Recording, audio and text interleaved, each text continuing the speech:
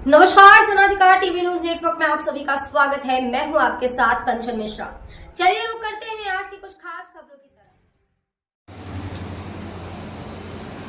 तरफ। गत वर्षों की भांति शहर के अति प्राचीन मंदिर श्री सिद्धनाथ बाबा धाम हजारी टोला उन्नाव में 159वीं श्री राम केवट संवाद और केवट द्वारा भगवान राम को नौका से नदी पार लगाने का सजीव चित्रण किया गया, जो एक अद्भुत और मनोरम दृश्य था। तत्पश्चात रात्रि में विशाल दुर्गा जागरण का आयोजन किया गया, जिसमें अपार जन सैलाब उमड़ा। जागरण में अत्यंत सुरीले भजनों और मनमोहक झांकियों ने भक्तों का मन मोह लिया, जिसमें भोलू त्रिपाठी, नीरज त्रिपाठी, बजरंगी द्विवेदी, गगन पांडे, देवेंद्र महेश्वरी, अम्बरीश गोस्वामी, सुरेश व्यास, शोभित वाजपेयी, दुर्गेश गुप्ता, कल्लू चौरसिया, अरविंद गुप्ता, छुटको, विजय द्विवेदी, रामू द्विवेदी, मणि द्विवेदी, मोहित द्विवेदी, मुकुंद शुक्ला, बम सत्यम शुक्ला, इंदु श्रीवास्तव आदि लोग शामिल रहे।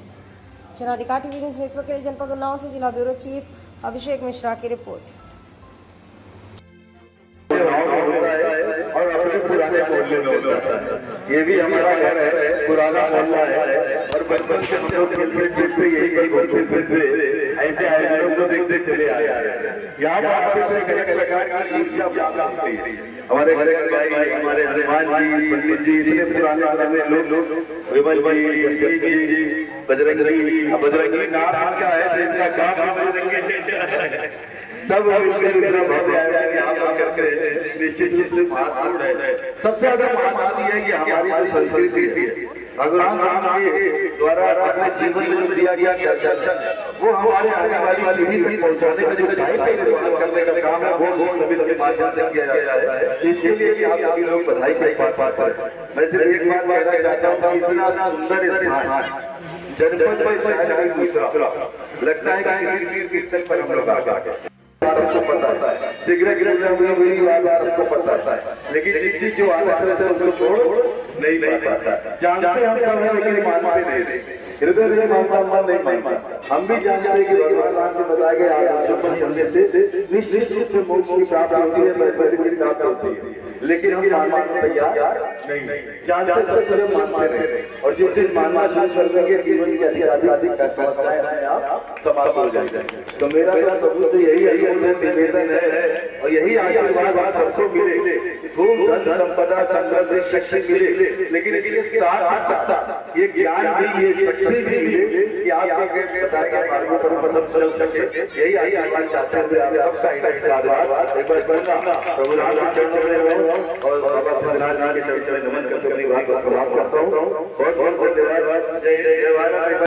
विजय दशमी का पावन पर्व ढेर सारी शुभकामनाएं लेकर हमारे बीच में आया है। हम सब जानते हैं कि विजय दशमी के इस पावन अवसर को हम लोग क्यों मनाते हैं, किस प्रकार का रावण का वध, राम का अयोध्या में आगमन, अधर्म पर विजय, असत्य पर सत्य की विजय, यानी सत्य के मार्ग धर्म के मार्ग पर चलने में भले विलंब हो जाए लेकिन लक्ष्य साथ निश्चित है। इस बात का संदेश देने वाला हमारा पर्व है और आने वाली पीढ़ी अगर इन्हीं महत्वपूर्ण उद्देश्यों को संस्करणों को आजाद करे तो कभी जीवन में कठिनाई आने वाली नहीं।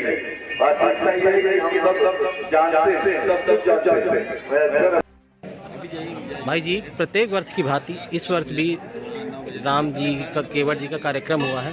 ये किस तरह का कार्यक्रम होता है और इसका क्या उद्देश्य होता है? ये श्री सिद्धनाथ बाबा प्रांगण हजारी टोला में स्थित है और यहाँ पे पूर्व ये राम केवट सम्मान 159वां राम केवट संवाद है, जो कि बहुत ही पौराणिक और बहुत ही 159वां तो हम लोगों को जो याद है वो पुराने लोग करते चले आ रहे हैं, लेकिन उससे पहले भी कब से हो रहा हम लोगों को याद नहीं है।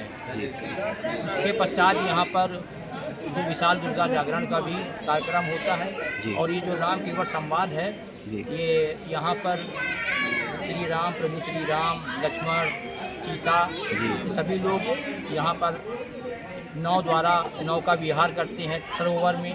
उसके पश्चात आरती के पश्चात जो है यहाँ पे विशाल दुर्गा जागरण का कार्यक्रम संपन्न होता है। नहीं, जो ये राम केवट संवाद यहाँ पर होता है जी, इसके पश्चात ही अपने यहाँ रामलीला का प्रारंभ होता है। हाँ, इसी के पश्चात जो है उन्नाव की जो प्रमुख रामलीला है, जो कि रामलीला ग्राउंड AB नगर में स्थित है, वहाँ पे स्टार्ट होती है।